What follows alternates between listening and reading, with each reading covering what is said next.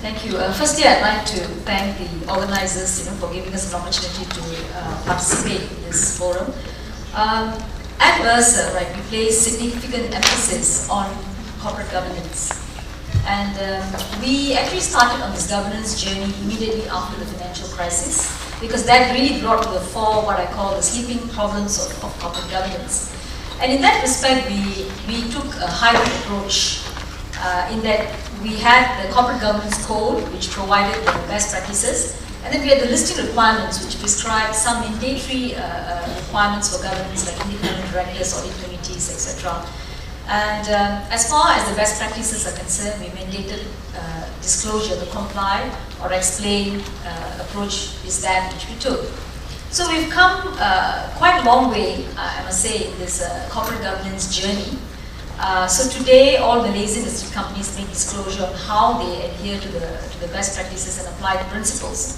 And we are really at the stage where we want to see greater performance. Conformance is there, but we want to move towards performance. Yeah? And the practices, of course, vary. The larger companies generally tending to lead the way when it comes to both practices as well as disclosure. Now, sustainability is, of course, a very important agenda for us, and in Malaysia is actually developing through a combination of corporate conscience, stakeholder pressures, exchange and regulator initiative, as well as the government's push. In Malaysia, the government has actually a very strong emphasis on this issue of sustainability. This year, sometime in the middle of this year, the government actually announced a new economic model, which is really aimed at propelling Malaysia to become a high developed nation, so to speak. And there are three pillars for that, and one of the pillars is sustainability. Yeah, and this is where, of course, it makes a difference to the corporates. I think in the earlier panel also we heard about how the dollars and cents really make the big difference at the end of the day. Although, of course, we all believe in the good of the human side and in the good of the corporate conscience. So in that respect, in Malaysia, the government actually has a lot of incentives, to push the sustainability agenda forward. In fact, the government, has openly come to say that where it has actually internationally is committed to a 40% reduction in carbon emissions. Yeah? And there are a lot of actually tax incentives and tax benefits which are really available for companies that practice, that have got good sustainability measures. Now, in terms of the ESG itself, right, in the year 2006, the exchange actually issued what we call a CSR framework. Now, that framework, was issued primarily because we found that our listed companies, when it came to CSR, tended to focus on philanthropy. So we wanted to make a point to our companies that it is beyond just philanthropy.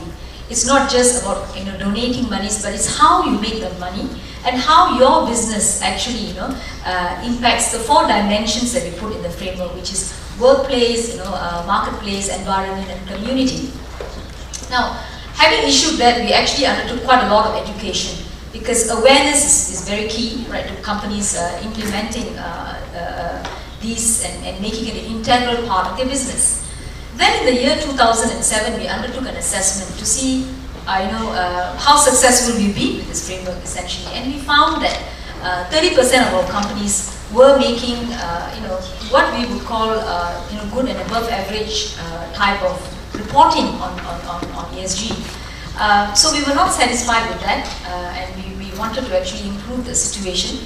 What we then did was, in the year 2008, we mandated disclosure, right? Explain how you incorporate ESG and how you deal with that in your business. So companies that were actually required to, in fact, explain that in their annual report. We did that because, in our view, for companies to actually disclose, they would really need to practice it. Okay, so when we make it mandatory, the expectation is to actually achieve a wider level of practice, and thereby having better disclosures going out to the market. So we are at a stage today in Malaysia where all our companies actually do, on an annual basis, describe their ESG activities. However, we find that the level of disclosure actually varies in the marketplace. Generally, what we find is the multinationals, the larger companies tend to lead the way. But there are some very good work being done. For example, there's a telecommunication company that has committed, in Malaysian ringgit is about 100 million. That approximately works out to about maybe 33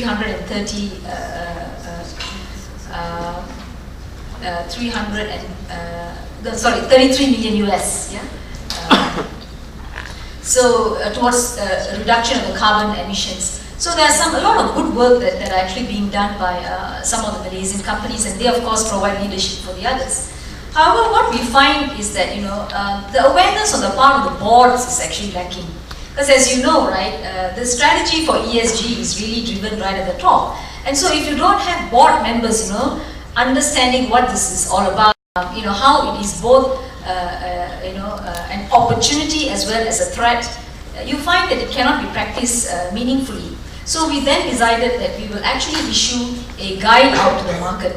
So we are in the final stages of issuing our guide, right? We have a draft in place, and we've actually sought a lot of consultation, and some people in this room have contributed to that particular draft. So this is actually a sustainability guide for directors, and it really aims to enhance the level of awareness of directors towards ESG.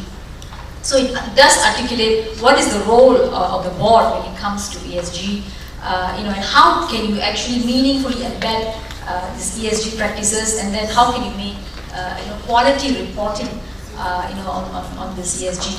So together with that, we are also going to actually issue a portal, and that portal is going to be a living document, if you like, where we will actually provide a lot of guidance. Earlier on, we spoke about, when it comes to reporting, right, what are the benchmarks? So we intend to actually, provide some guidance, and certainly we regard the GRI, very highly.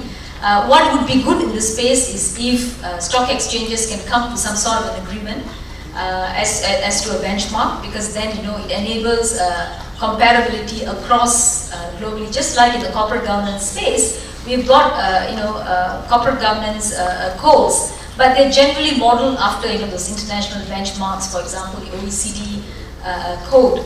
So it will actually be useful to have something of that nature. So we intend to actually launch both the guide as well as the portal in the month of November. And part of the portal is actually going to be what we call a matching service. And that's really directed more towards community and environment, where we intend to actually do matching between parties that have needs and unlisted companies. This is again a way of making it easier, if you like, for our listed companies to get on to the space. So when it comes to how do you strike a balance, in my view, and really in our experience, the hybrid approach is the best, because when you take too much of a compliance approach, then what you will get is adherence to form and not substance. So if you want to actually get to the substance, then it's got to be a hybrid approach. And I think stock exchanges have a very key role to play, because they have a significant, as being a frontline regulator, they have a significant influence on the listed companies. So it actually just goes beyond having rules and guides, but also engagement. We need to engage with the listed companies, right? We need to have champions amongst our listed companies that can lead the way. Education is key, and collaboration is very important, because there are a lot of stakeholders out there on corporate governance, and we find in Malaysia that some of these NGOs actually are very effective in applying pressure, and media is the other party. Media is very, very key, I must say, in promoting the CSR agenda in Malaysia. And lastly, of course, enforcement, particularly in the governance space. And I think even when you speak about ESG, there's actually a lot of rules and laws, be it environment, employee, consumer. But of course, what is really needed is enforcement. So I think it's a combination of things that needs to be done. But the stock exchange is really best positioned, to push the agenda forward. Thank you. Rani, before we move to Donald, question. 2008, you weren't mandated. I mean, did your company sort of greet this with great joy? Had you warmed them up? Was it a surprise? Did you have the sort of CEOs dancing in the street? Just briefly, what was the overall sort of market reception to that? I guess you're going through a learning experience with it. Okay, as I mentioned, in 2006 we issued the CSR framework. With that, we actually did a nationwide roadshow. So, and we had a lot of publicity. So our companies were already used to the idea. And this is what we did, this is the trick. We got the Prime Minister to make a budget announcement, right, where he announced incentives. And at the same time, he also said that, okay, we will want listed companies to make greater disclosure, and that's going to be mandatory. So that obviously, okay, with that coming from the Prime Minister, coupled with the incentives, I suppose, we didn't have that sort of objection. But there's always the gap that we see between the actual practice as well as the disclosure, and that's the stage we're at when we want to move further. That's super, and I'm going to ask Gareth Kell to take that piece of advice to Prime Ministers around the world in terms of the interface with stock exchanges. You've got that noted, John. Go on. Okay. And Sally, thank you very much for again another wonderful insight in terms of the three different exchanges and how you're approaching it, and emphasising the hybrid approach. Donald, the floor is yours. As ever, we're looking forward to your dulcet Scottish tones. You have 2 minutes. Thank you. I'll tell you what.